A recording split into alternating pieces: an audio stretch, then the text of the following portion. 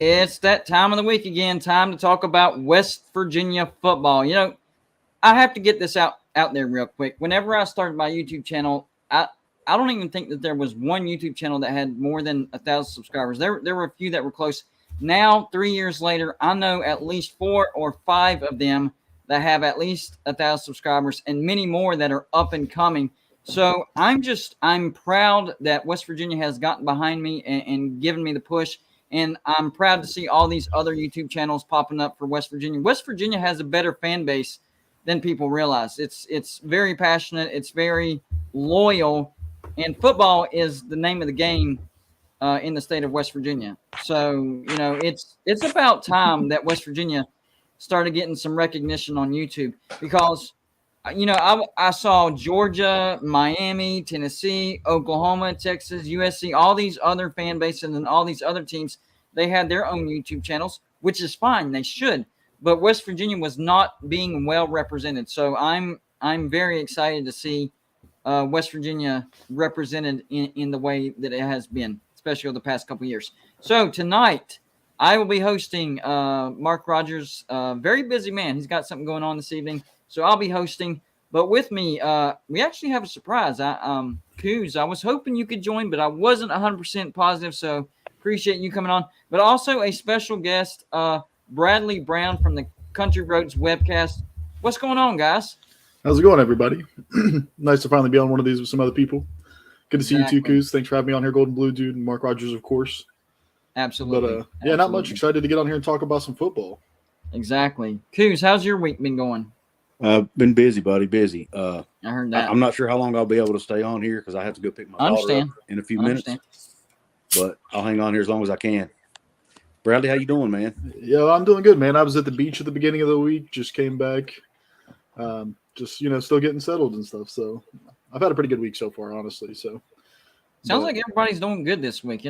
Guys, if you haven't already, please hit the like button. And that's not to signify that you love us, that you love the video, or a pat on the back. No, it's just to help the video hit the YouTube algorithm. When that happens, the video gets suggested more people click on it, and boom, that's how you grow your audience. If you have a question for me or Coos or Bradley, best way to do that is the super chat. That is that little $sign that you see on your bottom right-hand corner. Anything that you put in that super chat, I will put on the screen. We will read it. If it's a question, we will answer it to the best of our ability. If it's just a comment, you want us to address it, we'll do so. That's the best way to do it, super chat. Let's go, guys. First things first. I heard this from my brother. We have gotten our tickets from the Backyard Brawl, so we've been keeping up with ticket sales and all that stuff. It is official. The Backyard Brawl is sold out. They are selling standing room only tickets right now for extravagant prices, more than the tickets than what I bought. So the ticket for the Backyard Brawl is in high demand right now. It is completely sold out. They are still selling standing room only tickets. And I do understand the strategy as far as, some people that buy the tickets don't show up. So just in case, we'll have these standing room only tickets as well. So those seats can be filled no matter what. So it's going to be packed to the rafters. Guys, I'm getting more and more excited as the days get closer to the Backyard Brawl. Oh, for sure. I mean, it's just counting down. And I'm a little mad at myself. I found some really good tickets a few months ago that were right at the 50-yard line. It was like $165. And I was like, I'll put it off a little bit. And then, of course, College Game Day drops, and it all goes outrageous. Now those tickets are $350. And I jumped on the Pitt's website the other day because I had heard rumors running around that was probably going to be the easiest way to snag them. And so 10 o'clock on the dot Tuesday morning, I jump on there, try to get tickets, and immediately they were all gone. Luckily, I was able to find a few. I got a group of about 6 people that are rolling up there. We're going to squad up, be loud up there. But, yeah, it was quick to go. I didn't expect it to be that quick. I thought there'd be more seats than what there were, considering it's against Pitt, and they don't have much of a fan base. But, hey, it's going to be a loud and crazy one, apparently. Yeah, definitely. I have a lot of my subscribers, both West Virginia and Pitt. Yeah, I actually have Pitt subscribers that we talk a lot. They're going to be up there. So maybe we can all, hang out before the game and talk about it, and then go to our assigned spots and root for our teams, and then we'll talk trash afterwards. How's that sound? Oh, for sure. Kuz, are you going to be able to make it to the Backyard Brawl? No, man, I don't guess I am. I didn't get tickets. I was kind of up in the air about it. Yeah. But because I live down here in the southern part of the state, which I think Bradley does too. Yeah, I actually just moved to North Carolina, so I've even moved farther. Oh, wow. So you're even further. First time out of the state now, yeah. Yeah, which I know I'm not as far as you are, Golden Blue Dude, but of course you're going up with family though, right? Yeah, it actually worked out perfect. We were actually going up there for Labor Day weekend to visit family. So we're going up on Wednesday. So I'll already be in Charleston whenever that Thursday comes. So I'll just go up there on Thursday and then come back and then spend the rest of the weekend, hanging out with the family up there. And I actually have a subscriber that lives 1 mile from where I'll be staying. So I'm going to pop over, surprise him. Well, I think he already knows, but we'll call it a surprise. But, he's pretty excited about it. So it's going to be a fun weekend. It's going to be a fun weekend. Yeah, I kind of regret not going, honestly, but I don't know. Well, you'll have another chance next year when they come to Morgantown. Yeah. See, I'm going to the game the following weekend against Kansas. So going up there 2 weekends in a row is a little tricky. That would be a little rough. Yeah. Yeah, you're not those ones I couldn't miss. People don't realize the state of West Virginia. It's not a big state, but from north to south, that's a long stretch. So, just because you live in West Virginia doesn't mean that you're near Morgantown. Morgantown is up there in the north. If you live down there in the south, that could be upwards, 4 or 5 hour drive, depending on the roads and stuff. So it's not as easy as what people think because it's stretched out. So I'm hearing a lot of praise. I don't know if y'all been seeing this all over the internet. I've been hearing a lot of praise about Charles Woods, our cornerback. And we've talked about him before. We all know that he's legit. He took over when we had an injury over there on the Nick Troy Fortune was injured. Of course, he transferred over to UTSA, but Charles Woods stepped in. He was even better. And now he's starting to get a lot of praise, turning a lot of heads. I think our secondary is actually going to be better than what people realize. We got Wilson Lamp on the other side. I think he's going to be really good. We do have questions in the safety as far as experience. So I wanted to gauge your guys' concern for the safety on a scale of 1 to 10. How concerned are you guys for our safety positions? Go ahead, Bradley. Yeah, I'll jump on it. Safeties. I mean, look at that backfield. We lost a lot back there. And if you've been keeping up with the Mountaineer Nation, then you know that's something that we've all been looking at. So when some of these fall interviews started coming out with the coaches, the ones I wanted to look at, I'll get into the other ones later, but one of them specifically was Shadon Brown. I wanted to hear what he said about our backfield. And I especially wanted to know about Mumu Bin Wahad and Jacoby Spells, because I know a lot of people considered, Jacoby Spells was our number one recruit coming out of high school. And he has a lot of potential. And so I was curious about if those guys would be getting some play. And Shadon Brown said that, they're probably still in the developmental stage. So it definitely seems like we're going to be relying on those transfers guys that comes in. Yeah. And he seems to be really high on them. And so, before this interview, I'd probably say I was around like an 8 or a 9 just in the worry, because we're in the Big 12. We like to air it out. That's a position that if you're weak, you're going to get exposed. But it seems like he feels pretty confident about the fact that we got some dogs back there, some guys that want to play, some guys that are excited, some guys that got some energy and some speed and some quickness. So, I'm probably sitting down at like a 7 now. I'm not as worried, but it's still definitely going to be the spot that I'm going to be watching for most of our games. What about you, Goose? Yeah, I'm pretty much kind of echo what Bradley says, but I'll add on to it a little bit. He said Shadon Brown also added the fact that, and this is something I had not thought about, and I actually just dropped a video and touched on this in the video, but the 3 transfers we got coming in between Wesley McCormick, Rashad Ajayi, and the guy from South Dakota State, or North Dakota State, I'm sorry.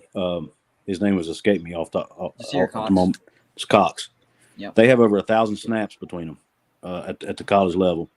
And yes, it's at the Group of 5 level, and one's even at the FCS level. But Charles Woods also came from an FCS school, Illinois State. And and according to Shadon Brown, Charles Woods, in his opinion, is the best corner in the Big 12 conference. I mean, he's got a good argument for it too. The guy missed a few games early on and still made his name towards the end of the season. That's high praise right there. And something he talked about too. Sorry. Go ahead. But something he talked about that really made me feel good about it as a West Virginia guy, right? These FCS guys are the mold of the guys they want because they come in hungry. They come in wanting to prove themselves. They have a chip on their shoulder. And they basically are a replica or a great match for the state of West Virginia that they're representing, because that's the kind of people we are. We're blue collar. We always have a chip on our shoulder. We're always trying to prove to people who we are. And he says those are the kind of players in his mind that they want at West Virginia. And I thought, it makes sense, Yeah, I would agree too. Definitely. Thank you, Lamonsky, for the $5 donation. Says source radio show full ride. 42% of portal players entering the portal do not land on another team. That a lot of people don't realize that. They end up back on the team, and then maybe there's some tension because you can't take it back. You did, even if you go back to your team, you did enter the transfer portal. So I didn't know it was that high. That's kind of surprising. I was thinking maybe 20, 25%, something like that. But 42%, that's pretty high. Thank you, S. Michael DeHart, for the $10 donation. It says, let's go Mountaineers. That's what I'm talking about right there. Mm-hmm. Hello, Golden Blue Dude. My name is Coos and all. Or my man, excuse me.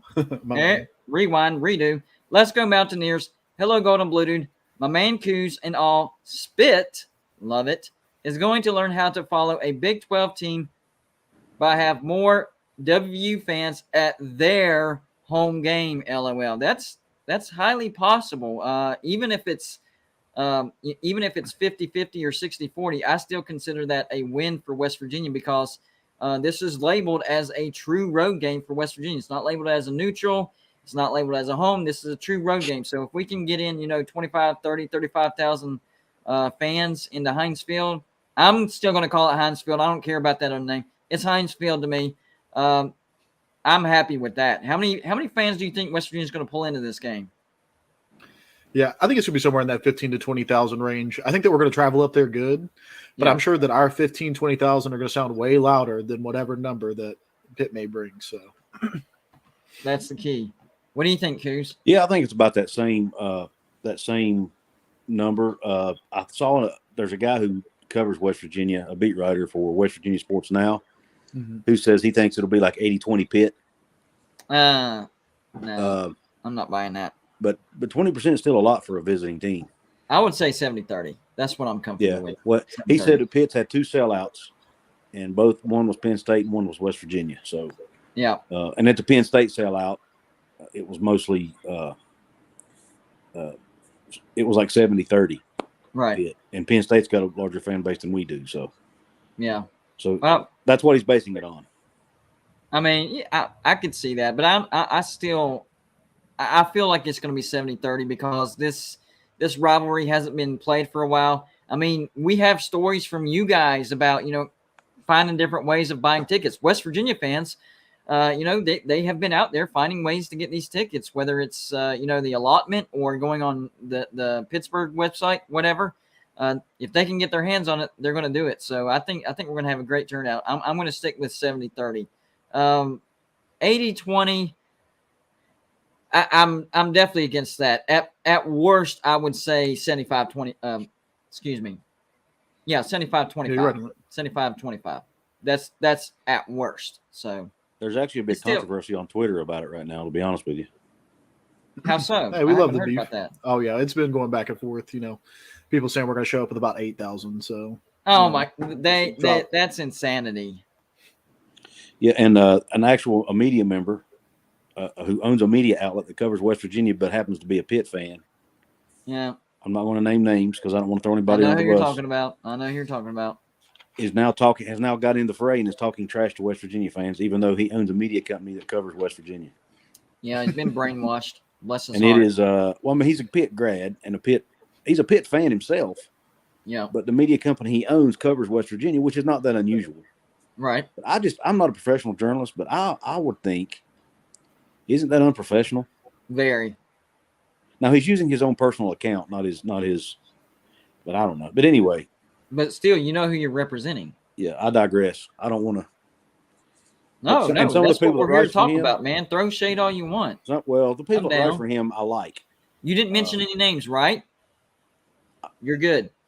No, I'm talking about on Twitter. I was going to call him out on Twitter, but I don't want to hurt the people that I like that work for him. Right. So. Well, I mean, let's be fair. Did he throw the first punch whenever it came to trash talk? I don't think he threw the first punch, but he didn't. Really? Okay. He just got involved in the conversation. He just injected himself into the conversation. So he just kind of pumped it up more. Yeah. I like it. I can dig that. I mean, it's been over a decade since Pitt and West Virginia played. I mean, yeah, it's going to be a big deal. And people that have, whenever you're in this big gap of such a significant rivalry, I mean, this rivalry should be played every year. I mean, it's ridiculous that they haven't been able to figure out a way to keep it going. But we've been in this lull that we've never experienced this before. If you're not a West Virginia fan or if you're not a Pitt fan, you can't understand what we're talking about. You get to play your rivalry every year. We didn't for over a decade. So there was this gap of radio silence as far as playing each other. And people are going to be more buddy and, elbow in the ribs, stuff like that. But now that the game's getting closer and closer, that's when things start getting more serious and people remember the mentality you have whenever West Virginia plays Pitt. It's coming back. People are starting to feel it. It's starting to get ramped up. So I'm all for it. As long as it don't get like too, I don't know, ridiculous, personal, whatever, to where, you can get banned off of Twitter or whatever. right. I'm all for trash talk for whenever it comes, especially rivalries. My gosh. Oh, I agree. Well, one thing I thought that was interesting, and I think that Q's, you were in on this. I think I saw your comment on Twitter. I keep up with you pretty good on Twitter. It's MySpace. I love Twitter. I love keeping up with the trash on there. I trash talk a lot myself. It's a lot of fun. But I saw somebody talking about when it comes to rivalries in college football, typically when we're playing somebody in the Big 12, I want to see them win just about every game they can, especially out of conference. I want to see them win every game they can.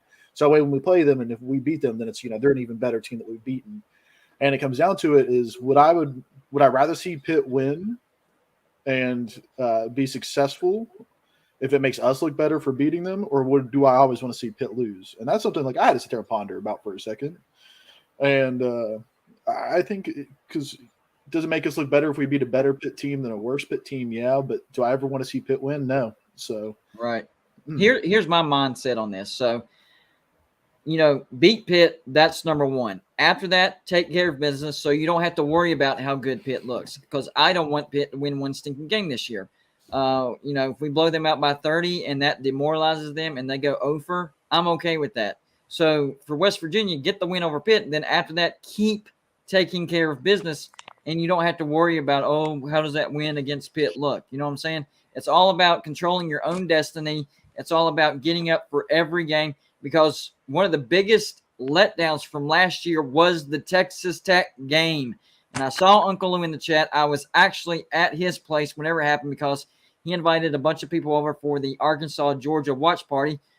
Multiple TVs, West Virginia, Texas Tech was on. And I thought it was going to be not necessarily a gimme win, but I was, 98% sure that West Virginia was going to win that game, because we had just come off of going on the road and almost beating Oklahoma. I was like, man, West Virginia was better than I realized. And then Texas Tech happened. That Texas Tech game changed our season, in my opinion. So we come off a close loss to Oklahoma, come back home flat. If I could have wished for a bye week, that's where I would have put it, right after Oklahoma. I think we would have been able to collect our thoughts better. I think we would have showed up for that game. But instead, in Morgantown, first half, nothing. No energy, no anything. Goose egg, first half. They go up, 17-0, right? We come back, tie it up, but of course, we allow them to kick the game-winning field goal and beat us 23-20. And the one thing, and I'm going to mention this in passing as well, I didn't like how he handled that last drive, because Texas Tech was driving in such a way that they were getting in position that they were not going to miss that field goal. They were just not.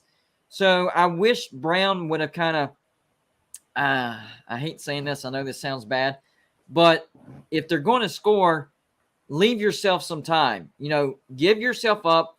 If you lose by a touchdown or if you lose by a field goal, you still lose. And they're not missing a 20-yard field goal. It's not going to happen. But, of course, they ended up kicking the game-winning field goal, time ticking off the clock. We didn't have any time to do anything. So that game was a disaster, and that's what really changed our season. Because I think going into that game, West Virginia had a lot of confidence because they just hung with the best. But their mentality was still beating themselves up, bad snap, all that stuff. But a lot of mistakes happened in that game. But we had a chance and we just didn't show up for the Texas Tech game. And I think that changed the rest of our season. I really do. I think if we would have won that Texas Tech game, we would be talking about West Virginia in a different light. I think we're looking at 8-4 if we win that game. Oh, for sure. Now, that probably leads you to one of those mentality changers where you're going to win more of those 50-50 games that we lost. Right. And so, that's one of the things you're going to have to look at going into this new season. I kind of think that I see where Neil Brown's going with some of his offensive scheming and stuff like that, where he's really trying to make some different things work that you don't really see. It's kind of outside of the normal book that you see coaches call and play and stuff like that. And I can see where it could work sometimes. I just don't think he's had the right team yet to kind of make the most of it. It's kind of like one of those things where you're looking at you're looking at the stats, and it's like, his stats team or whatever that he uses is like, hey, like this is a low percentage thing right here, but it's going to make a big difference. Like, why not shoot for that shot? And it's a coin flip, and it just didn't work. And so then he takes the brunt of that. And so that's something we're looking at this year is with a team that he's claimed up to this point has the best mentality, has the right kind of culture, has worked this offseason the way they're supposed to be working this offseason, that when he starts making those calls this year, that's when you could kind of see like leaps and gains where those things are going to really be way more positive in the end than the negative that we saw last year, hopefully. I would agree with that. 100%, man. Spot on, man. Spot on. Quick reminder, for those of you just joining our show, if you haven't, please hit the like button. It helps the video hit the YouTube algorithm, gets it suggested more people click on it, and boom, that's how you grow your video. And I can tell people have been hitting the like button because I see our audience growing. So round of applause to those that have hit the like button. And if you haven't, please do so. It helps the video tremendously. Our faces are way too pretty to not be getting enough views. Yeah, exactly. There you go. Well said, buddy. Great supporter of Golden Bluted, FSU45 with a $20 donation. Man, we appreciate you.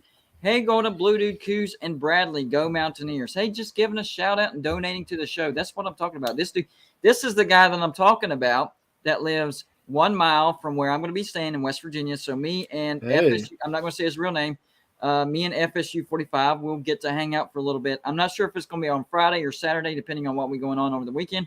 But I'm coming, FSU45. We will hang out this weekend. I got you, buddy. So this is surprising. We have the voice of Motown saying, I'd like to join the show. I'm actually at a loss for words because that's never happened. Never happened because usually you have your guests lined up and you know what you're going to talk about. But, man, you love to hate him. He's got some hot takes. He's good at getting clicks. Let's not lie. That's what this business is about. He's good at getting clicks. What's your opinion? What say you? If you're asking me, it's your show. You're the man hosting it. I'll ride with whatever you ride with. But I've never talked to the man Brad Smith himself. I've got my own feelings and my own opinions, and so it is what it is. You know what? I was trying to get the feel for you. I think we can handle the situation. Let me see if I can. See, that's the thing. I got to figure out where he is on my contacts and stuff. But as far as the Pitt game goes, I think it's one of those must wins because I found him. I got you, buddy. I'm about to send it. If you look at our schedule, we actually have one of the toughest out of conference schedules there are. Now, I don't think that Virginia Tech's going to be all that good, but it's on the road. Blacksburg is one of the toughest road environments there is in the nation, whether they're good or whether they're bad. I think West Virginia is the better team. It's still on the road, though. So we have on the road to Pitt and on the road to Virginia Tech, two of our out of conference, and of course the FCS. But pretty much everybody plays in FCS. One of the toughest out of conference schedules that I've seen for anybody, really. I mean, you're starting out with the returning ACC champions. Yep. At Pitt or at Acrisure Stadium, and then we've got two gimmies in Kansas and Towson. And then going down to Virginia Tech and Blacksburg, and that's close to where I'm from. I've been in Blacksburg. I was actually down there last year during one of their games. I didn't go to the game, but I was down there for Halloween and stuff like that. And I don't remember, they lost to somebody. I don't remember who it was. And they blew it in the very end. We're talking about Virginia Tech, right? Yeah, Virginia Tech. Are you talking about when they lost to Old Dominion? Maybe I'll have to. Let me see. I think that was on the road, though. If you're talking about a home, then that's it was a home. I'm pretty sure it was a home game. I'm not. Yeah, they And it bring wasn't people North there. Carolina because they beat them last year, upset. But I think North Carolina wasn't as good as what everybody was expecting. So, yeah, it was an upset. But if you look at the totality of the entire season, North Carolina they weren't really that good. People thought they were going to be better than what they were, and they just weren't. No, it's Virginia when Tech turned out to not be good either, and we thought it was a great win because, well, it was rivalries. It's always a great win, but as far as like strength of schedule, we thought it was a great win because they had just come off beating North Carolina, and that was a great win for them. Turns out, not so much. So yeah, I mean, it's still a great crazy time to how get a win things over work Virginia Tech. out for the entirety of the season. When you live in the, when you're in the here and now, it seems like it's big, and it is. But then you go to the end of the year, and you're like, you weren't that great of a team. All right, here we go, guys. Brad Smith, the voice of Motown. I'm going out on a limb here, and I'm going to bring him on. Mark Rogers, I apologize that I didn't ask for your permission, but I promise you're not going to regret this. It's going to be entertaining. I promise you. What's going on, Brad? What's up, guys? I love how I'm such a dangerous figure. It's like, oh, I gotta check. I'm all worried about putting Brad Smith on. That's hilarious. Who's this guy you've got Hey, on? you know me. I love controversy. Who's this Bradley you've got on? I've never met him, but he seems a little. He's got some. Go ahead. Oh, I'm Bradley. With Country Roads Webcast. I think we've talked a couple times. Oh, okay, cool. I don't remember you. Yeah. Hey, I was just wondering about when you guys were saying you weren't going to mention the name of this outlet. It's West Virginia Sports Now, by the way. This is Mike Vukacon. The guy is a Pitt grad. He owns West Virginia Sports Now, and most of the people on that staff, like his head football writer, has never attended a West Virginia game at Morgantown. How do you have the main football writer for their staff never having attended a game at Mountaineer Field? That's crazy. That's a good point. By the way, Q's is still safe. He didn't say nothing. This was Brad, so I'm liking this, and I agree with that. I didn't know that either, so I'm glad you brought that up. The guy knows nothing about West Virginia sports, and somehow it's okay that he's on here writing about West Virginia sports. I don't get it. Then people are questioning my outlet. Like, I've been a Mountaineer fan for 43 years. I've been to hundreds of Mountaineer West Virginia games. And but you can't question. We're not even going to mention West Virginia Sports Now's name on the air. It's strange. Yeah, I think it's just more one of those things where I think we generally try not to call people out too much by names, but I think that's just how it is, though. Oh, you guys called me out. You have called me out many times. I call them out a lot. Yeah, I mean, I definitely called you out on our show, but this is one of those things where I'm a guest on another man's show, so I wouldn't do it. So I could understand why Kuz wouldn't either. So Bradley, you said you, and again, I don't believe I've ever listened to your show. You said you called me out many times. What did you call me out for? I think that you just have a tendency to go after the cheap clicks, and I think that that's a view that a lot of people have. And that's what a lot of people say, Bradley. Do you have an example? I mean, I always like to go back to the Jaylen Bridges thing, and that still didn't even work out. But I was just never a fan of, roasting a high school kid, especially when I'm pretty invested in keeping up the recruits myself. Bradley, was I absolutely right about Jaylen Bridges? Was he overrated coming out of high school? I mean, the guy's still going to Baylor, a national championship contending team, is going to have a chance to play there this year. Was he overrated out of high school? I mean, maybe. Yeah, absolutely. And that's the one. You know how many years ago I wrote that article? Oh, it's been a while. I mean, do you know how many articles I've written since then? Thousands. Sure. And so it also just seems that you're the first person to kind of jump the bandwagon. I mean, I roasted Neil. I got pretty upset with Neil Brown and the coaching staff last year. Yeah. But it always just seems that one little mistake, you're the first person to jump on it and be like, "Oh, the ship's burning down," and it's just no. Hey, man, that's fine. If that's your MO, then go for it. You're a typical West Virginia fan that doesn't actually read my stuff. You just read the headlines, and that's the problem with West Virginia fans. They just jump on stuff. They see a headline, and they say, "Oh, he's just going after the cheap clicks." I'm not going after the cheap clicks. I go after clicks just like every other media outlet does. It's just I do it better than them. So again, that pisses me off that people say that too about me. It's not. I mean, it's ridiculous. I mean, hey man, that's fine. I get it. You got a brand that you've got to support and defend on your own. It's just when it comes down to it, I feel like a lot of people don't like it, and that's okay, man, too, because it gets you clicks that way. Not say I don't read your articles. I've made it a point to not read them anymore. I could honestly really care less, but hey, that's how it is. This is the one thing that I get out of Brad. Hold on 1 second, Brad. This is the one thing that I get out of Brad. Number one, super successful at what he does. All right. Mm-hmm. Number two, you're not always going to agree with him, and that's okay. I'm not of the mindset to where it's just, he's just throwing garbage, where I hear a lot of people say that. But I do get the feeling sometimes that he's just trying to get some attention. However, anybody that works on a YouTube channel, any type of social media, is going to do that from time to time. You have down times to where you have to fill in certain type of, stuff that you put out there. And if nothing's going on, then sometimes you got to, stretch it out a little bit, make it sound a little bit more enticing than what it is. It's part of the game. And I used to have the same mindset as everybody else does, as far as, the whole the clickbait type of thing. But then it happened to me, okay, especially with conference realignment. So whenever I approached conference realignment, the way I approach it isn't, this is what's going to happen, this is what's not going to happen. The way I approach it isn't about being right or wrong.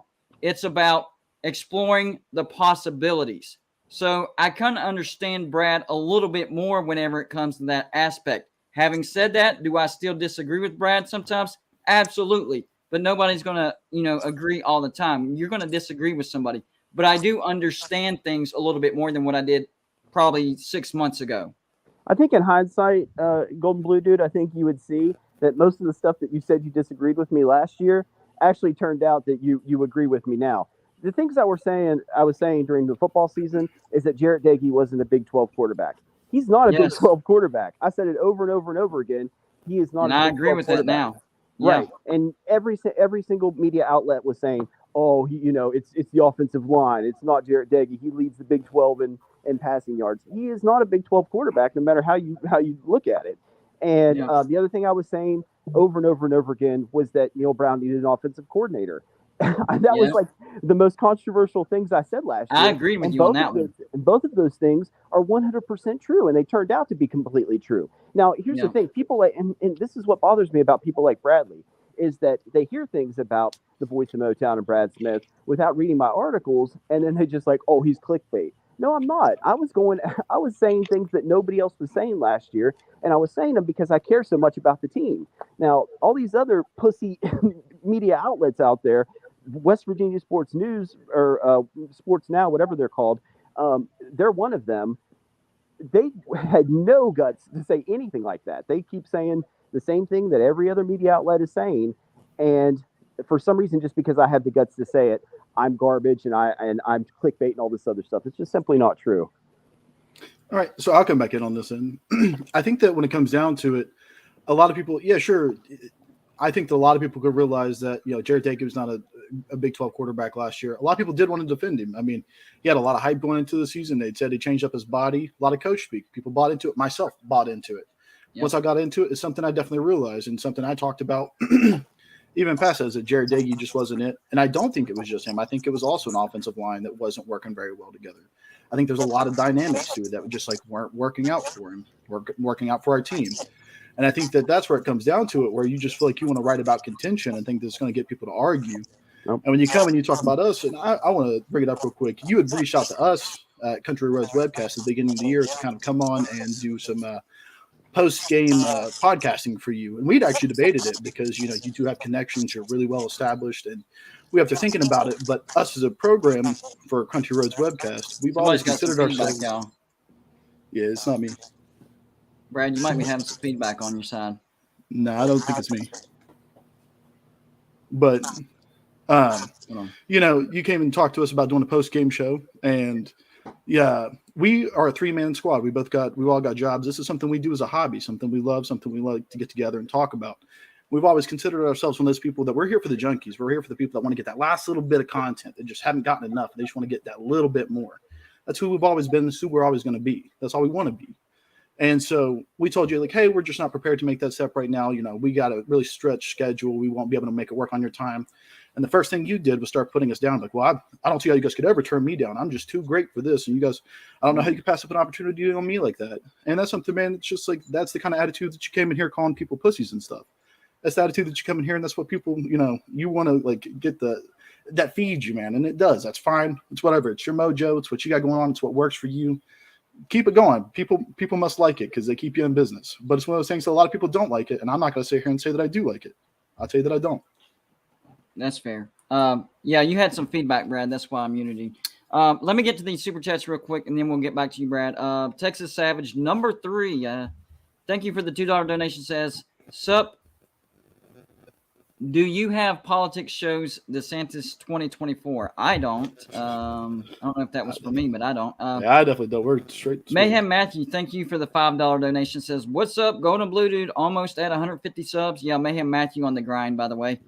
Thank you, Golden Blue Dude, for the awesome content. Hey, man, anytime, that's what I'm here to do. And I saw one from Joey Foster as well. Thank you, Joey Foster. Executive producer, by the way, of Golden Blue Dude. $5 donation. I don't question your devotion for Mountaineer football, Brad.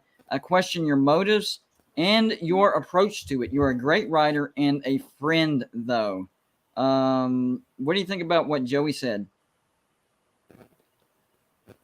There, Brad? I don't think he's on mute. No, he's not on mute. Maybe he's having some connection issues. But, I get it. The thing about this is, I knew that we were taking a risk by bringing him on here, but try not to, like, the whole starting of this isn't my personal show, if you will. This is Mark Rogers. He had an off night. He had something going on, so I'm filling in for him. But if, I'm all for the whole controversy and back and forth, whatever, it's great exposure on both sides. It's very entertaining. I can set something up on my channel. I'll have Brad come on my channel. And then Bradley, if you'd like to come on, that's fine. And then whoever. I think that's actually a great idea for a live show. Brad, we can work around your schedule, whatever you want to do. I don't know why I haven't thought of this before. This is actually a great idea. So what say you, Brad, about that idea? Well, that wasn't – I guess he did drop. Brad, I'm adding you and I'm dropping Brad. How about that? You there? It's a lot of Brads in here. Yeah. Well, I don't think he has a good connection. Anyways, the offer stands, Brad, if you can hear me. We will do a live show. I'll have you on. You know my email, my personal contacts. Hit me up. I have no problem. Me and Brad, we actually get along quite well, but we bounce things off of each other. Controversy is good for, entertainment and the people like it. So I'm going to set it up. Bradley, I'll reach out to you if you want to come on. That's sure. Fine. If not, I totally understand. Either way is good for me. And I would apologize for Mark for getting a little heated. It's just, one of those things. And I don't think you have anything to apologize. And I don't think Brad has anything to apologize either. I just don't want to overstep my bounds, if you know what I mean. Gotcha. But we'll take this arena to my channel and, we'll do whatever we're going to do. It's not going to be anything personal or anything like that. But, you know how it is. But I think this pit game for West Virginia is super important to West Virginia, not just because it's a rival, not just because it's the first game of the year. Number one, what is JT Daniels going to look like? Because he hasn't, taken a snap in a regular season game in quite some time. It'll be almost a year by the time the Backyard Brawl gets here. How rusty is he going to be? How well is he going to be seeing the field? I do like that him and Graham Harrell have a lot of familiarity. That's the one thing that attracted JT Daniels was we went out and got Graham Harrell. So on those points, I got to go back to Brad. He called it. We needed an offensive coordinator. Jarrett Daggy, not the quarterback that West Virginia needed. He did nail those two things. And I think this year that can be corrected. What are your expectations going into this game whenever it comes to the not only JT Daniels, but the JT Daniels and Graham Harrell connection? I mean, I'm expecting big things, and I do have high expectations for JT Daniels, and I'm going to keep that same mentality. I'm expecting him to do great things. So if he comes out flat, then I'm going to hold that against him. And I think that's because the guy people want to, blow him off. As soon as he comes to the WVU, people want to be like, oh, JT Daniels isn't that great. The guy was the man of a national championship team for the beginning of the season and only lost that because he got hurt. And people want to blow that off a lot. And I'm like, I don't know how you can just discount him that quickly. But, yeah, exactly. It's going to be, and I hate to say, it's not much on JT Daniels, but it's going to be on our offensive line to keep him healthy. Like we got Talkus Pitt down here talking about. Pitt's got a great defensive line. And if you're going to go in there acting like they don't, then you're going to be blindsided. And that's not what you want to happen. So it's really going to come down to JT Daniels. I think he's got it in him. I think it's up to us to make sure that the pieces around him are ready for that. Yeah, exactly. And it's 100% true. That defensive line that Pitt has might be the best that we face all year long. So that's going to be a test right out of the gates for our offensive line. The good news for us is Pitt lost a lot on offense, and they were pretty good on defense last year, but they were better on offense. A lot of Pitt fans come at me with, we're a defensive team. That's what got us the ACC championship. No. The offense, that was your best unit on the field. However, your defense wasn't a weakness. It was good. It's going to be as good, maybe a little bit better. Problem Pitt's going to have this year is scoring points on offense. I even heard it from Pitt fans themselves when they attended the spring game and saw Keaton Slovis. Very behind on that offense. So it's going to be interesting to see if he catches up, if he's going to look like the Keaton Slovis that everybody's been talking about. If you look at him last year, he actually didn't have all that great of a year. Not a terrible year, but not a great year. So we're going to get to see the battle of the former USC quarterbacks, JT Daniels and Keaton Slovis. That's if Keaton Slovis. But for Pitt, they also lost Jordan Addison. Addison, major loss. Yeah, I think people expected Keaton Slovis to come in there and start, though, and the fact that he's having to battle for that position might be a little bit more telling. Because Patty didn't look too bad in their spring game. I watched Pitt's spring game, and that backup quarterback Patty, he looked pretty good. That guy's got an arm on him too, and I don't know if that's saying more about him or if it's saying less about Keaton Slovis, but it's definitely going to be an interesting one to see for sure. Yeah, this is kind of like where we might be, if we would have gotten a quarterback to come in that, JT Daniels has a connection with our offensive coordinator, that we might be just like a step ahead because we're not having to go through that same, mumbo jumbo of changing up things the way that they're having to do with Keaton Slovis right now. And I think that that's going to be a big deal. Yeah, absolutely. I would agree with that too. The biggest thing for Pitt's offense is it's not just how big of a playmaker Jordan Addison was, but the defense had to literally game plan around him. So even if you did double cover him, then that means the other wide receivers, have more leniency. They're going to have more space to make plays. They're not going to have that. So Jordan Addison is going to make a big difference as far as not being on the field playing for Pitt. And a lot of Pitt fans have tried to downplay that, which blows my mind because he was literally awarded the award for the best wide receiver in the nation. You can't just replace that overnight. I'm not saying that Pitt's not going to have good wide receivers. They might. I don't know. But Jordan Addison good in game one? It's just not going to happen. That's on the same token. That's like me saying losing Hakeem Mesidor. No big deal. Yes, we have some depth on defensive line, but that's going to hurt West Virginia. That's the truth. I'm not going to lie. I think we'll be fine on defensive line because it is one of our stronger units on defense. But Hakeem Mesidor was right up there with Dante Stills as far as one of our best defensive linemen. So that's going to hurt a little bit. For Pitt, it's even more because Jordan Addison is, I know one's on offense, one's on defense, but according to stats and his play on the field, Jordan Addison actually a better football player on the field as far as production than Hakeem Mesidor. So they have to replace more than what we're going to have to replace. And I think that one of those things, like losing Hakeem Mesidor wasn't just losing a great player that was, an elite talent. When I lost Hakeem Mesidor, I was upset because I was losing a guy that I thought was dedicated to our program. I was losing a guy that I'd heard Neil Brown talk about every week on and off about he was given 110%, and he wanted every single player on the field to look like Hakeem Mesidor. Yes. Sorry, I hit my mic. Sorry if I give me some feedback. And so, it was demoralizing to lose a man like that. And, to really, it felt personal. And so I know that's something that Pitt fans have to be feeling is when you got a guy that you've built up and he goes out there and he gets the top accolade in the country. He's one of the best wide receivers in the country and they up and leaves your team. It's got to leave a wound somewhere. And, that's something I can at least relate to with Pitt fans. it was something about like losing a player that you didn't just like because they were a great player, but because they felt like they were part of, when you're fans like us, it feels like it's part of your family, man. Yeah. And so, that's going to be even worse when you got some guy that's already been nationally acclaimed and, he up and left for the big money. It's where he went to, and that's why he left. And so. Yeah, absolutely. And you could tell the hurt for Neil Brown whenever he made the press conference announcing that Hakeem Mesdor had transferred, because a lot of people didn't realize this, how much time and effort was put by Neil Brown into recruiting Hakeem Mesdor. He flew down and talked to Hakeem Mesdor's family in Miami, and then in the same day, within a 24-hour period, he flew up to Canada right out of Miami or southern Florida up into Canada to talk to Hakeem Mesdor himself.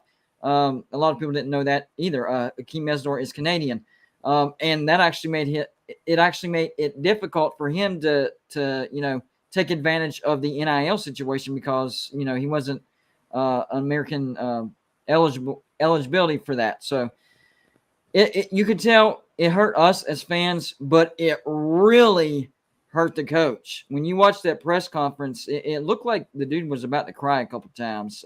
That's how close they were. Like you said earlier, it's not just that we lost one of our best players, we lost one of our best examples. So whenever, the best way I can explain it is, so whenever you're doing a practice, there's this one guy that's the leader that shows, he's kind of the coach under the coach on the defense. He shows everybody, hey, try this or try that, or you're doing this wrong or you're doing that wrong. And the coach is like, watch him, see what, do what he's doing. That's the right way. Hakeem Mesdor was that guy for West Virginia on the defense. He was a guy that Neil Brown pointed to when maybe he couldn't, explain everything exactly the way he wanted to. Just, look at Hakeem. He's the example. He's the leader on this defense. So we lost a great player, a great person. I don't think anything less of Hakeem Mesdor for doing what he's doing. I thought he was a great person. He was a great athlete. He was committed to the team. But I know this is speculation, but I really do think Adai going to Miami had a lot to do with that. For I can't put my finger on it, but every time Adai has gone from one place to another, he has a connection stronger than any other coach on that defensive side of the ball. You see, whenever you see Adai go from one team to the next, they immediately get better. So I expect Miami to have a great defense. I wish Hakeem Mesdor and Daryl Portal Jr. nothing but the best, but man, it still hurts. Yeah, it's tough. And I mean, I think that's just a testament. I feel hurt with Jamal Adai really, kind of depleting our backfield. But it's one of those things you look at him. Yeah. He was a great coach, and we knew that when he was here.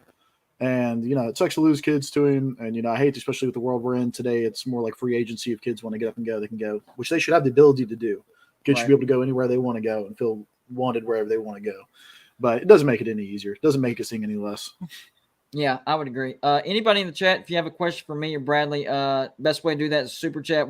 We're actually streaming on 3 different channels, so the chat is just rolling. So the best way to get our attention is super chat. It is that little $ you see on the bottom right-hand corner under the comments. Anything you put in that super chat, we will throw it on the screen. If it's a question, we'll answer it. If it's a comment, we'll address it. And that's the best way to do it. So, yeah, I agreed with everything you said. And speaking of which, players that followed Adai, Tyke Smith, who followed him to Georgia, do you think Tyke Smith is maybe regretting his decision to transfer to the University of Georgia, not only because of the injury, because if you look at Georgia's history and injuries, especially on defense, something's going on over there. I don't know if it's the conditioning or the practice or whatever, but they get a lot of injuries year in and year out. So you have that aspect. Then the next aspect of bye-bye, Adai's now in Miami. Do you think Tyke Smith is now regretting that decision? Yeah, I mean, I think he probably has like a little bit of regret, especially because, getting injured in Georgia is like a double-edged sword even, because not only are you injured, but now you've got some of the best elite talent in the world coming for your spot. Yep. And, West Virginia, we don't have that same depth that we can come in and plug in place. And, you come back off of injury, we're going to play you because we need you. And I think that just like most of the Mountaineer players have not had much success off the field. Dreshaun Miller, I think, ended up having to walk on at another school. And I really thought that he might even come back to WVU. We needed him. Like, we needed that position. I was all for him coming back. That didn't make sense, really, if you think about it. Yeah, he went down to Auburn, never really cracked it too deep, hasn't really recovered. I even saw right now, I think Akeem Mesidor is still listed as a defensive tackle in Miami, and that's one of the reasons he listed as wanting to leave is he wanted to play end. And it's like, man, doesn't make sense at all. But I think that that's just going to be the story for a couple of years until these kids start to realize that, maybe it's better just to stay where you're at for a little bit and figure it out. Because I think without a doubt, Dreshaun Miller and Tyke Smith right now would be the NFL if they would have stayed at the Mountaineers. So, yeah, I guess there has to be some kind of regret there. But still, I wish nothing but the best for that man because Tyke Smith is an athlete and a baller, and I want to see him go out there and do his thing. That's what I was about to say, especially Tyke Smith. I mean, he was rated the number 1 safety going into the 2021 season. Yeah, and I don't wish bad on anybody that transfers out of West Virginia. They have their reasons. They think it's the best decision for their life, and so be it. Does it hurt us? Yes, but we're not them. So I always try to have empathy towards that situation. And whenever I saw him with that injury, I was like, man, I felt bad for the guy. Not, you don't hold grudges just because they make a decision that they think is their best interest. So I was sad whenever I saw that. So I saw somebody in the chat that requested us to possibly do a final record for West Virginia and Pitt. Are you down? I've got the schedules in front of me. I can rattle them off. You down for that? Yeah, but I want to do a little plug while we're going to do that then. Go ahead. The Country Roads webcast, we have our biggest show coming up of the year. We like to do our preseason roundtable. We're going to have, I think, 5 of us on. You got me, Bradley, and I got my 2 other co-hosts, Steven and Jordan. If you guys haven't ever watched Jordan's a workhorse. That man knows his West Virginia football. He definitely keeps up with most of our videos. He's the guy that's really putting it out there. He's at work tonight, which is why I'm filling in for him. I was happy to do so. But that man's a true Mountaineer, and he knows more about Mountaineer football than I think most people do. So definitely give him a check out. But we should be dropping that on the 15th. We're all going to get together, and I think Kuz is also going to be in there on that with the rest of us Country Roads webcast guys. And we're going to be covering it. I don't mind to go ahead and leak mine a little bit. I was a little bit blinded last year. I predicted WVU to go 10-2. Oh. I'm not going to predict. Yeah. It was not a great time. I was definitely riding high on the coach talk and was definitely shot down to earth real quick. But I went 8-4, and I'm still convinced if we would beat Texas Tech, 8-4 would have happened. I think that changed our season right there. That was a momentum killer, big time. Yeah. Surprisingly enough, I actually got most of our wins and losses right. Like the losses that I picked are definitely the games we lost, and some of the upset wins are some of the ones that I had picked. But in the end, it was still just not a great showing on my part. That's one thing that a lot of people, whenever they see West Virginia 6-6 from last year, they don't look at how many 50-50 games those losses were. 4 of those 6 losses were 50-50 football games. The Maryland loss was a 50-50 loss. Oklahoma, 50-50 loss. Texas Tech, 50-50 loss. And Kansas State. I know we lost by more than 1 possession, but we were in that game until the last 5 minutes, and we turned the ball over, and then they stretched the lead. That was a 50-50 football game. So that's another thing that I think this year we're going to be able to overcome because we were missing the offense aspect as far as being able to win those 50-50 football games. Our defense was keeping us in games that we had no business being in, absolutely none.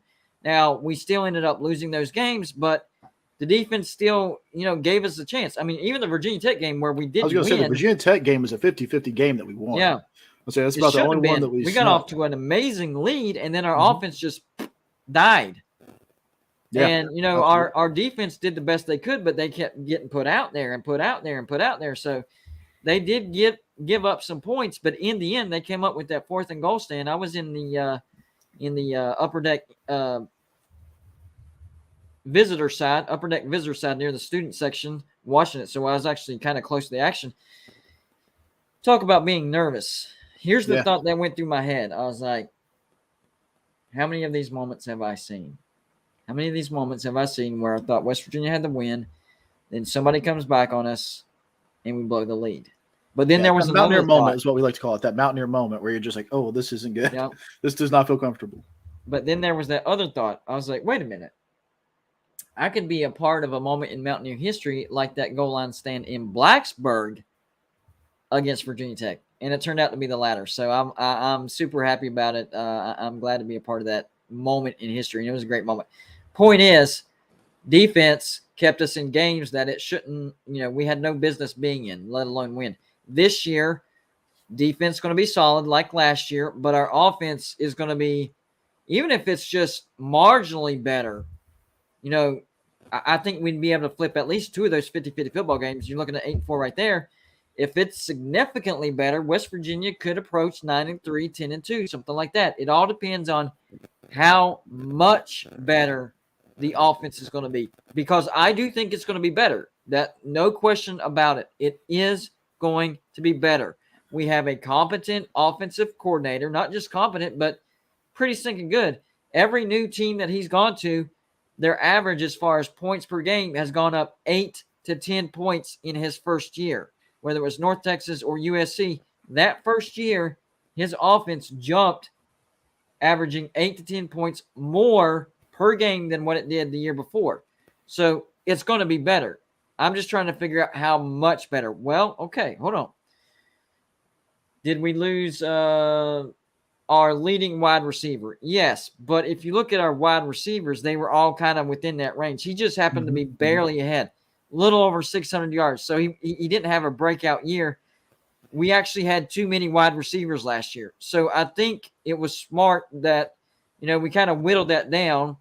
Leading receiver, yes, he did transfer to Florida State, but we still have Bryce Ford Wheaton and Caden Prather, and I think they're going to have more snaps, and I think that's going to allow them to get in better grooves. One of the issues last year that our wide receivers had, was there were so many of them that they didn't see enough playing time to get in their groove, and I think that's going to solve itself this year. All right, let's go to the offensive line.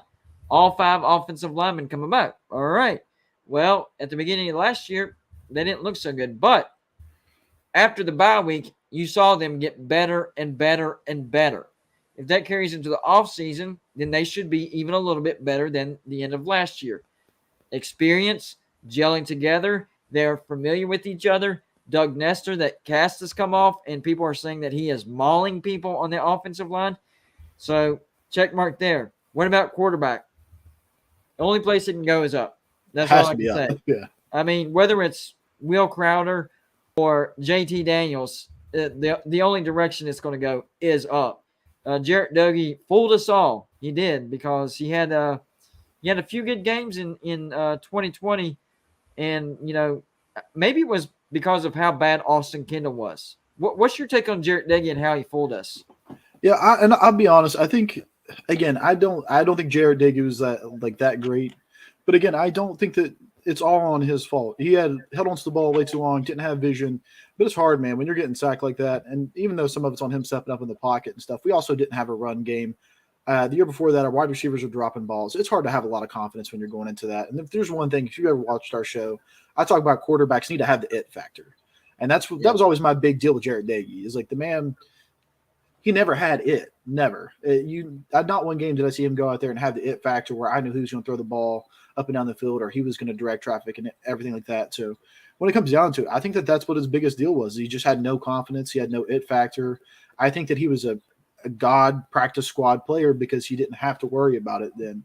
And I think that that's why. I think he just didn't have the confidence, man. And there's a lot of reasons that go into that. Yeah, 100% agree with that. So earlier, whenever I want to asked bring up you somebody about, real quick, though, that we didn't bring up. And my man Jordan will definitely appreciate this. Sam James is number 10 in WVU player history in receptions. And I think he's also number 3 in single game receptions. Nice. Sam James is in the top 10 in a lot of Mountaineer records, and he had a stellar freshman sophomore season. The man is due. If we got a quarterback that can get him the ball, we might just see him pop off again. Because we talk about BFW and Caden Prather, who they said is finally clicked on him. He's now got that mentality where Caden Prather knows he could be one of the elite talents in the Big 12, if not the country. And he started approaching his body and his diet and his mentality that way. He's going to be great. But a man like that's also going to open up, like I said, for Sam James. So I think he might have a sneaky good year this year that a lot of people just aren't prepared for. Yeah, you know what? I would agree with that. I'm glad you brought his name up, because I think last year he just started dropping the ball early because Jarrett Doege was not good at ball placement. And for whatever reason, Sam James lost confidence in himself. So I can see what you're saying. If you have a competent quarterback, he has the skills. He's got the numbers. He just had a bad year last year. maybe a change of quarterback is just what the doctor ordered for Sam James. And, he comes out of nowhere and has a breakout year this year too. I give you credit on that one because even myself, I haven't been talking about Sam James enough because, most fans are short-sighted. We're looking at last year. We forget about what happened the year before that and the year before that. And you're correct. Phenomenal freshman, phenomenal sophomore, and then he had a down year that last year. That's what we as fans remember. So if he can have that year that he had in his freshman year or his sophomore year, then Big 12 defense is better watch out because we're going to have a three-headed monster in Prather, Bryce Ford Wheaton, and Sam James. And it's going to be awesome. And it'll be nice to see, 3 targets and a great quarterback to scare a defense. Last year, our defense kept us in games and our offense didn't scare anybody. Yeah.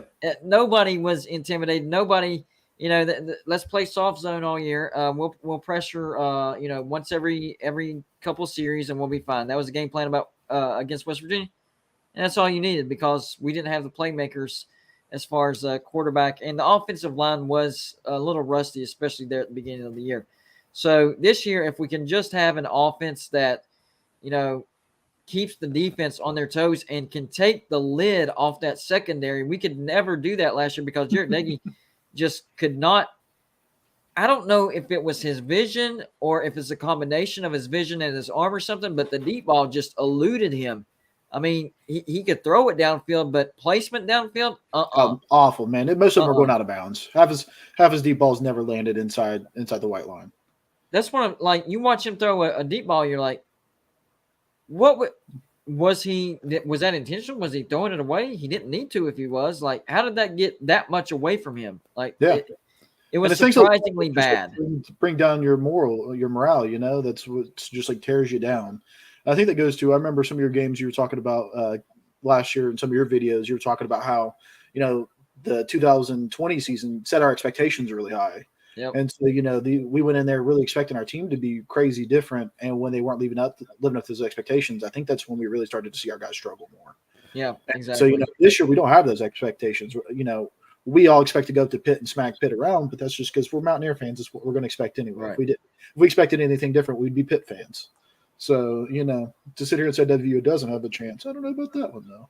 And to add on to your comment, so West Virginia is a very passionate fan base, and I don't think they realize just how passionate because in 2020 they had a good year, right? Yeah. Well, they started out struggling in 2021, and they saw the ugliness of our fan base. Mm-hmm. And they were not expecting it. They didn't handle it well. They couldn't respond.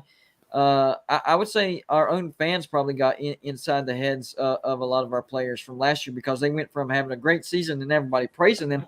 Oh, man, we were not expecting to have a 6-4 year in the second year of Neil Brown. So, now we're expecting even more. And then the fans turn on you. That can really mess with your head. Yeah, definitely. And I think that some of that comes down to coach talk. I mean, like I said, I was a major buy-in of the coach talk last year. It got to me. Neil Brown was talking about Jarrett Doege putting his body weight in the right percentage, and I just thought the team was on track. But it wasn't true. And I think that that's another one of those things that got our expectations up and made me predict a 10-2 season. But yeah. So definitely something to keep my mind in check this year. I saw this comment said Pitt fans predict on their Rivals board that no more than 20,000 fans will show up. That's actually pretty good. No more than 20 fans. We have a lot of trash talking Pitt fans saying no more than 8,000, which that's laughable. But 20,000, I mean, that's actually pretty good for a road trip. I think we could get 25, 30,000. I would say at least 20,000. I would say for sure 20,000 will be there. And then if more show up, it wouldn't surprise me. So I don't disagree with that at all. But yeah, because people are going to be there just to tailgate. It's not going to be just fans in the stadium. There's going to be a lot of West Virginia fans that are just there because it's only a 45-minute drive. I mean, it's nothing to get up there and, I think if you went around and counted them all, counting the tailgating, I think it could easily approach 30,000. Yeah. Easily. Yeah, I'm curious to see how many people we send down to Blacksburg because that's another game. People don't realize that, that's 45 minutes from my home. And to a lot of people in the lower part of the state, that's a big game for us too. Virginia Tech, that's the team I grew up hating.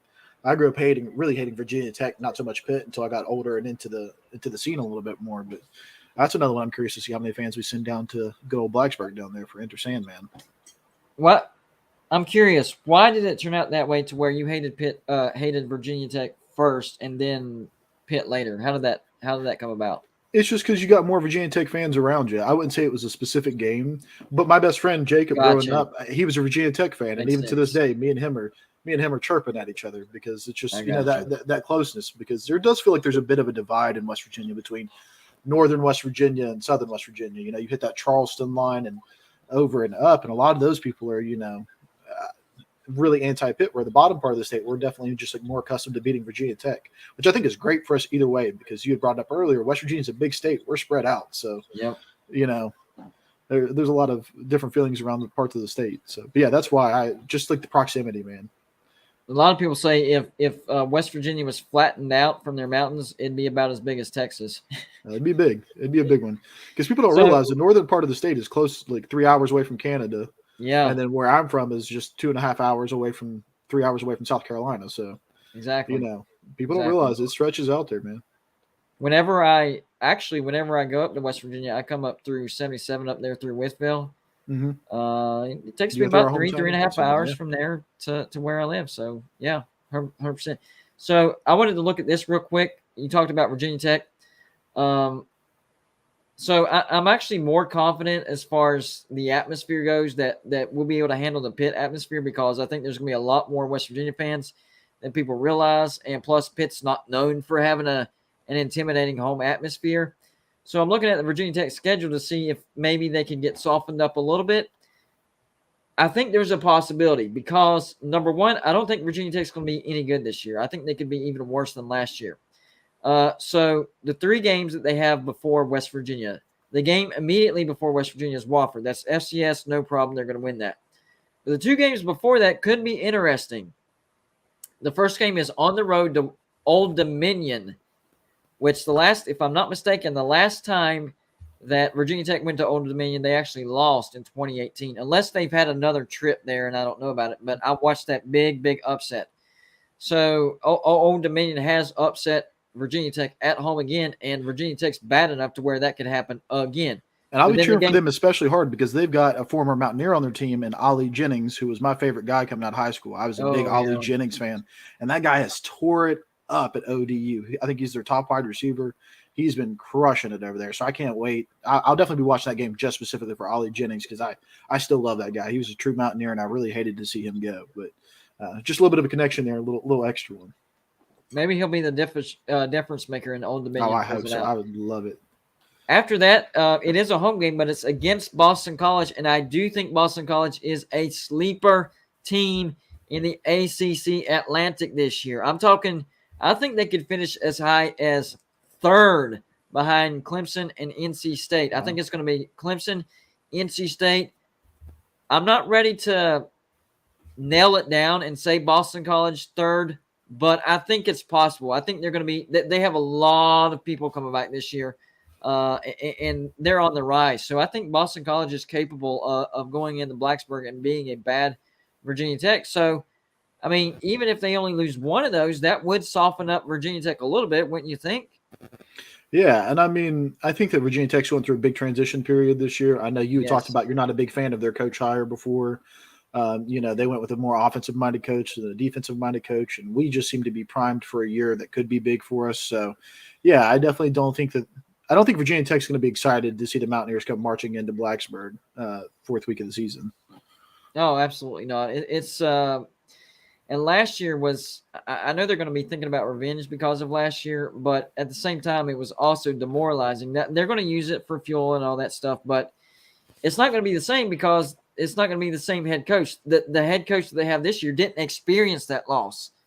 So it's going to be hard for him to, instill that. Remember last year, I'll remember, he wasn't there, so he doesn't remember. So I think there's a lot of things that go in our favor other than it being a road thing. I think everything else is in our favor. I think we have the better team overall. I think our offense is going to be way more explosive than what it was last year. I think our defense is going to be as good as usual. I have no reason to think otherwise because even when we lost Tyke Smith, one of the best players in the nation in 2021, we still had an above average defense. It wasn't elite like 2020, but it was above average. So it has a chance to be elite this year. If our That's linebackers what I'm saying. get their thing together, like they got a chance to be elite. I think But also, at minimum above average like last year. Oh yeah, but also on the other hand, we got to think if we go down to Virginia Tech, our first game against Pitt is going to matter. Yes. Walking down there 3-0 is going to be a lot different than walking down there 2-1. Losing that first game against Pitt would make it really tough. I'm not going to feel as confident if we go out and play against Pitt, don't win, we get 2 gimmies in Kansas and Towson. Am I going to feel that confident walking into Blacksburg myself? Probably not. Right. Even if they are supposed to have a down team, it's still going to be scary. It's kind of like you were reading my thoughts because that was the setup here. This is how important the Pitt game is. We're going to have the gimme games against Kansas and Towson, but I hate even saying it. If West Virginia loses to Pitt, we'll know that a team that's halfway competent we lost to, we're going back on the road, and this road environment is way worse than the Pitt road environment. I'm with you. I am not like that Pitt game is super, super important. Like it is the difference between starting your season off, I'm going to say 3-1, because I do think 4-1, excuse me, 4-1. I think if we beat Pitt, we of course beat Kansas, Towson, and Virginia Tech. I think we start off 4-0 and then lose on the road to Texas. So it could be the difference between starting 4-0, 4-1, and starting 2-2, 2-3. Yeah, and you're definitely going to have some rumblings in the fan base if we start out 2-2, 2-3. You're definitely going to hear it. Like that's scary. So that sounds about right to you, right? Yeah. We lose to Pitt, we're probably going to go at least 2-2. I don't know because you look at 3-2, at minimum 3-2. Even if we can somehow pull off the win against Virginia Tech, we'll lose to Texas or Virginia Tech. So maybe it'll be worth another loss. It's kind of similar to last year. Like if we beat Maryland first game of the year last year, do we lose against Oklahoma? Because we made that almost a close game, and so it's just like another one of those things where it just seems like our first game of the year has had a lot of weight to it here recently. So, and if you go back and watch that Maryland game, my gosh, it was just us shooting ourselves in the foot. It was a sloppy football team. We come out and look like that against Pitt this year, I will be up in arms. Oh yeah, I honestly I have defended Neil Brown maybe more than I should, but I think he's a good head coach this year. Anything less, a lot of people say 7-5. Me, anything less than 8-4. Maybe promote Graham Harrell. Maybe. That's my thing is I don't know if it's I don't know if I have like a number on it. 7-4 is okay with me, or 8. It has to be, or 7-5, or 8-4, or 9-3. I don't know if I have a number on it that's going to make me feel better. Yeah. To me, it's just got to be what does the play look like? Because last year you could just look at the play and know it was bad. And sloppy timeouts, sloppy play, not having the right team on the field, having to call timeout before you even run your first play in the second half of the game. That's when it's tough. And as long as we come out, if we're playing hard and we're playing good and we're just losing to better teams, I'll still support Neil Brown. That's just how I am about it. I like the guy. I like his culture. I like his program. I like the way he adjusts it. But if we come out and we look that sloppy again, then I'm just not going to be okay with it, because that's not what we're here for. And so to me, it's all going to be about, are we playing to the best of our potential and losing, or are we playing sloppy and beating ourselves? Because if we're beating ourselves, I don't care if we're 8-4. If we're playing sloppy and beating ourselves and just getting lucky on a couple wins, I'm still going to be a little upset. Yeah. This super chat's right down our alley, man. Thank you, Andrew Wagand. $2 donation says, does Neil make it to November if we start 1-4? Does he? I don't know. Should he? No. I would say if he starts 1-4, he shouldn't. That's a good my opinion. I'm not the higher ups. That's my opinion. At that point in time, it's time to move on, promote Graham Harrell to the head coaching, see how he does the rest of the year. 1-4. I mean, that has us losing to Kansas or Towson. Yeah, Kansas or Towson. And that's just really definitely bad. fired. Definitely. You lose to Kansas. But can West Virginia afford the buyout? I don't know. I think you put it the best way. Should he? Yes. Would he? I don't know. Right. I mean, you lose to Kansas, you might have to eat that buyout. Yeah. That's just my opinion. I mean, if they start off 2-3, maybe you can gut it through and limp through the rest of the year. I don't know, but 1-4 that would mean that you're losing to Kansas. I mean, God forbid. Or Towson. Oh man, that's instant fire right there. Yeah, that's yeah, I would say fire, but of course I don't make those decisions. I'm not the head of the budgeting and all that stuff. But absolutely so do not expect us to go 1-4. No. I don't even expect us to start 2-3. I like us at 4-1. I really do. I know that's really high, but I expect us, especially with what happened in the offseason. If you would have asked me in December what my confidence level of us beating Pitt was, it'd be like a miracle. I think we're gonna lose, but hopefully a miracle will win. And then ask me again maybe in March after we hired Graham Harrell. Kenny Pickett moves on. Be like 50-50, but I think we can pull this off. Okay. Then ask me around the time that JT Daniels jumps on or a couple weeks after. Okay, I think West Virginia can pull off a close win, even past 50-50, maybe a good touchdown win. And then ask me after Jordan Addison decides to transfer to USC, which is where we're at now. I am confident that West Virginia will beat Pitt by at least 10 points. That is where I stand. Wow. Because, I mean, even look at all these Pitt fans in here. Like, I appreciate you guys being here. We like the views. But, I mean, realistically, do you think that – I know Pitt's coming off of a much better year last year than WVU came off of this year. But looking at it realistically, do you think that these two teams are that much different, that you guys can feel that confident about it? I mean, they're very similar. I mean, both got great defensive lines. Both are bringing in a quarterback that have very similar histories. We have the up hand of where our quarterback doesn't have to go through learning the system. You lost your best wide receiver. I know you've got some talent coming back, but so do we. I just don't see where there's such a big difference to where either side can be super confident. But, I know ACC champs, you can say what you want to, but can you be that confident when you're looking at these teams and they look so identical? And, this first game is going to mean a lot to both teams. It's really going to set we just said that it's going to show it could lead us to being 2-3, 2-2 going into, major Big 12 play, and Pitt's looking at the same thing. So, well, real quickly before we get out of here, I want to explain the reason why I'm so confident that we're going to get a decent win here is because of what I said earlier. With absolutely almost no offense last year, we were in games that we should not have been in. I mean, if you look at, what we averaged as far as points per game, I think it was right around 25, 26. Mm-hmm. That is horrible. So if you apply the trend with Graham Harrell as far as the new team that he goes to, jumping up 8 to 10 points per game, and if you applied that to last year, West Virginia goes 11-1. Okay? Wow. Yeah. I'm not saying we're going to go 11-1. That's not what I'm saying, because you can't say this equals that for sure. What I am saying is I expect that defense to be just as good as what it was last year, maybe even better. Like you said earlier, has the potential to be elite. And then on the offensive side, you have the Graham Harrell plus JT Daniels combination effect.